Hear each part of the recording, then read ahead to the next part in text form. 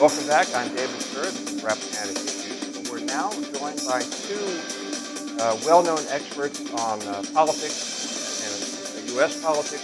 Dr. Deidre Condit, who is the chairman of the Political Science Department at the Commowelth University in Richmond. Dr. Stephen Farnsworth, who is the chairman of the Political Science Department at the University of Mary Washington. I don't chair the department. Oh. I'm just a professor of political science. Well, Doctor, I apologize for that, but I hope you don't mind that I promoted you. Well, if there was money involved, I'd be very thankful. But Dr. Farnsworth... It's Virginia. There's no money involved. Exactly. Dr. Farnsworth has been commenting on this election for quite some time now, and today, in fact, has been on a panel talking about the election, so he's an ideal guest, and we're really glad to have you. I'm going to start off and pretty much throw this all to you. The polls, first of all, what happened? Anyone want to chime in? I'll let Stephen start on that one. Well, I should probably start out by saying we did a poll at Mary Washington, and we got some grief because our estimate was a 3-point margin for Hillary Clinton in Virginia, which turned out to be pretty close. But the major national polls, I think, and many of the swing state polls that turned out so wrong, I think they turned out wrong for two reasons. I mean, we're going to have to do a lot of thinking about how to change the way that we survey people. But the first problem is that our estimate of likely voters was really off. If you asked people whether they voted in 2012, if you asked them whether they voted in 2008, there were a significant number of people who turned out to vote Republican this time who didn't turn out in those previous elections. So when we were looking at the estimate of who was likely to vote, it looks like we were off. What Donald Trump did was generate a lot of enthusiasm, a lot more than previous Republican candidates, and so you saw people turning out to the polls who weren't necessarily Republican, but they were Trump supporters, and they weren't being caught with the traditional likely voter questions that we ask. We ask a whole series of questions. Are you following the election in the news? Do you know where your polling place is? Have you voted in previous elections? You know, those kinds of questions. So that's the first problem. The second problem is the issue of reaching people. With modern cell phones, it's very easy for people, and a lot of people do this, they don't even answer the phone if they don't recognize the number. And so you end up with a situation where we find it very difficult to actually make contact with people. Now, at Mary Washington and a lot of other surveys, we will use a 60-40 cell phone landline split. That's where the people are. But that's a much more expensive way to poll, and it creates a much higher number of people that we have tried to reach but do not succeed in reaching with our surveys. And so that's the second problem. I think we really have to rethink how we contact people and whether this method of random digit dialing and in an environment where people don't pick up their cells if they don't know the number is really giving us a representative sample. Even if that is a problem, and we're not sure how to fix it, because how do you adjust for something that is unclear in terms of its impact? We don't know when you dial and no one picks up, do we have a bad number? Do we have somebody that just isn't going to talk to us? And how does that sample, change because of those non-responses?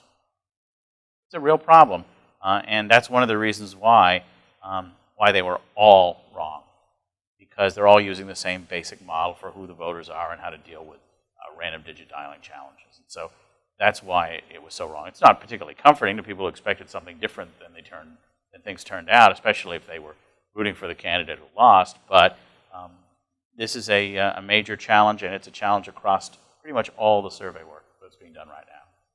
Well, there's one comment I've heard several times, and that's that people weren't telling the truth during some of the polling. I find that a little hard to believe. If you're going to bother to talk to a pollster, why would you make something up? If you don't want to participate, don't pick up the phone or say you're not going to participate. I did. You did? I lied. Well, then you're not very helpful to our survey technique. So in the city of Richmond, Joe Morrissey had a multiple phone dialing campaign. And by the fourth time I picked up the phone and it was the Morrissey campaign calling me, I finally said, I think I'll be Asian. I think I'll be male. I just don't want to talk to you anymore, right? I mean, and I usually answer polls because I understand the importance of them as we try to figure out data. So I'm always the good girl to do it. By the fourth one, I was like, I don't care. So I'm not suggesting, that's anecdotal, and I'm not suggesting it's emblematic. I'm suggesting we know that respondents are overtaxed on their phones a lot, right? They're getting marketed all the time increasingly. The attempts to block unwanted calls seems to be having a huge impact on all research that we're being able to get done. So I have a great lack of confidence, actually, in what we're doing with our polling. In addition to that, we're influencing it pretty strongly with, I was speaking to somebody in one of the campaigns this morning, that the use of big data in the era of what they're calling big data that's really refined, really granular, they had great confidence in, but I think they're beginning to realize that they sort of were looking almost too microscopically, and it didn't allow them to get enough of a kind of portraiture in what the sort of the lay of the land of people that they were getting to. And so it gave actually a false representation in when they did get people at the granular level. They, I think, inadvertently blew that up to mean more as a sort of a generalized response in an area, for example. But I think this creates a great opportunity for methods people in our business for the next 10 years. One thing that come up quite often has been the division in the society, particularly young and old, that the younger voters definitely had voted differently than their elders. And that also a second question, somewhat unrelated, the number of women who voted for Trump surprised me.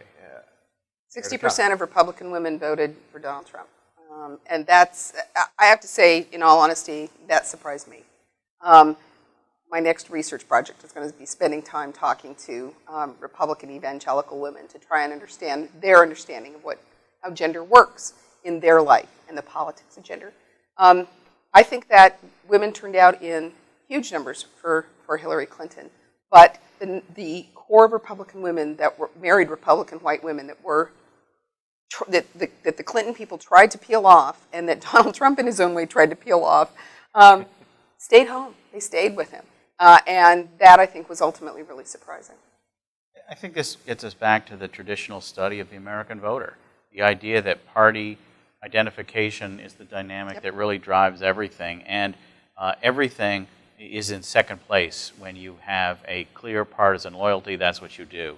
And this is, I think, part of the reason why the Never Trump movement never got off the ground, because ultimately it's very easy to say you're going to vote Libertarian or third party in August, but to actually do it in November when the election is on the line, a lot of people can't make that last step. So in some places you have to admit that Gary Johnson's numbers actually really hurt Clinton. I mean, if they were going to break for her, right? And we don't know that. So that's a huge leap. But Gary Johnson certainly had an impact in many of the close state races around the country, right? So we have to look closely at that. But I do think your point is just really clear, right? So we live in an era in which we talk about the end of the party, and we had an awful lot of argument about the party establishment. But at the end of the day, people came home to their parties. No, this is not the end of the day, nor the end of our episode. Soon we'll be right back. Very exciting and very interesting